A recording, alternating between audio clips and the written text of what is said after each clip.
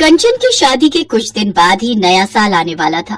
कंचन बहुत उत्साहित थी कि उसके ससुराल में उसके पहले न्यू ईयर के लिए जरूर कुछ न कुछ सरप्राइज पार्टी प्लान हो रही होगी। इसलिए कंचन बहाने से अपनी सास से इस बारे में पूछ रही थी। मम्मी जी, आप सब नया साल कैसे मनाते हो? मेरा मतलब है कि मेरा तो इस घर में पहला नया साल है, तो मुझे क्या करना होगा? करना क्या है, जैसे हर दिन होता है वैसे ही नए साल का दिन होता है।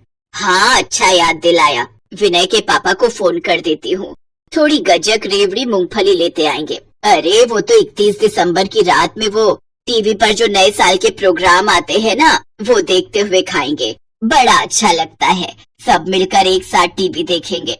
रुको जरा, मैं तुम्हारे ससुर जी को फोन मिला लूं। जी ठीक है।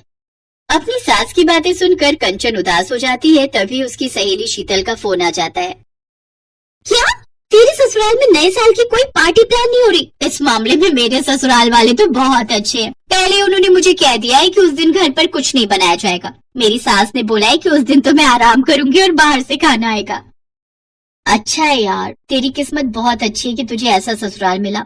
मेरी सास ने तो बस यही प्लान किया है कि वो जो पिछले कई सालों से करती आ रही है कि नए साल की रात को बस गजक रेवड़ी मूंगफली लेकर टीवी के आगे बैठ जाओ और टीवी पर आने वाले प्रोग्राम वो देखो जैसे पहले देखा करते थे।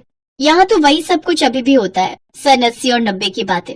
जमाना बदल गया, पर लगता है मेरे ससुराल वाले नहीं बदले। मैंने तो लव मैरिज करके बहुत बड़ी गलती कर दी। चल मैं रखती हूँ यार, अच्छा नहीं लगता कोई मेरी बातें सुन ले। हाँ चल ठीक है, मैं भी रखती हूँ। मुझे ना न्यू ईयर पार्टी की ड्रेस क्या पहननी है वो देखना है। मम्मी जी ने बोला था कि मैं सेलेक्ट कर लूँ, हो सकता है वो मुझे मार्केट ले जाए। अपनी सहेली शीतल की बातें सुनकर मन ही मन कंचन बहुत दुखी हो रही थी। उसका मन उदास था कि वो ससुराल में अपना पहला नया साल कितना बोरिंग बनाने वाली है। यहाँ तो कुछ भी नहीं होता है। इसी वजह से कंचन परेशान हो गई और उसने घर में ज्यादा बात करना बंद कर दिया। कंचन चलो ना, थोड़ा मार्केट घूम कर आते हैं। 2 दिन से मैं तुम्हें बोल रहा हूँ, तुम कहीं जाने के लिए हाँ ही नहीं कर रही हो। नहीं, मेरा मन नहीं है। ठंड बहुत है, कहीं जाने का मन नहीं हो रहा। थोड़ी थकावट हो रही है, कमरे में लेट रही हूँ। कमला क्या बात है, हमारी बहू की तबीयत तो ठीक है ना? थोड़ा उसका ख्याल रखा करो, उससे बात करो कि उसे कोई परेशानी तो नहीं है। अब इस घर में वो नई है, उसकी जरूरत का ख्याल रखना हम सबका फर्ज है, और सबसे ज्यादा तुम्हारा, क्योंकि तुम उसकी सास होने के साथ साथ माँ भी हो। मुझे पता है हमारी बहू का मन क्यों खराब है। विनय, तू भी इधर आ। तभी कंचन की ननद अनु, जो शहर में ही ब्याही हुई थी, वो भी आ जाती है। चलो, अनु भी आ गई। बहुत देर कर दी तूने आने में। मैंने तो तुझे कहा था कि थोड़ा जल्दी आना। क्या करूं मम्मी, बच्चे स्कूल से आए, फिर उनको खाना खिलाकर फिर ट्यूशन छोड़कर उसके बाद आई हो। तुमने कहा था कि बहुत जरूरी काम है। बताओ तो क्या हुआ, अचानक क्यों बुलाए हैं? और कंचन भाभी कहाँ है? कंचन अपने कमरे में लेटी हुई है। अब मेरी बात ध्यान से सुनो। कंचन का मन इसलिए उदास है क्योंकि उसका मन था कि हम नए साल की पार्टी करें। अब जमाना बदल रहा है तो हमें भी जमाने के साथ बदलना है। नई बहू घर में आई है तो उसका सोचना भी सही है कि उसका नया साल धूमधाम से शुरू हो। इसलिए मैंने सोच लिया है, हम छत पर ही एक बहुत बढ़िया अरेंजमेंट रखते हैं जिसमें सभी रिश्तेदारों को और मेहमानों को बुला लेंगे। सुनो जी, तुम एक अच्छा हलवाई बुक कर लो और विनय किसी अच्छे डीजे वाले को बोल दे, म्यूजिक बजा देगा। हमारी बहू का हमारे साथ पहला नया साल शुरू हो रहा है। मैं चाहती हूँ कि हमारी बहू बहुत खुश हो। ऐसा प्रबंध करना कि बस बहू देखती रहे कि हम उसे कितना प्यार करते हैं। मम्मी, ये बात तो आपने बिल्कुल सही कही। कंचन भाभी सचमुच यही सोच रही होगी कि हम उनके न्यू ईयर के लिए कोई तैयारी नहीं कर रहे, पर जब वो ये सरप्राइज देखेंगी ना तो वो बहुत खुश होंगी। विनय भैया, अब तुम जल्दी से सारे अरेंजमेंट देख लो।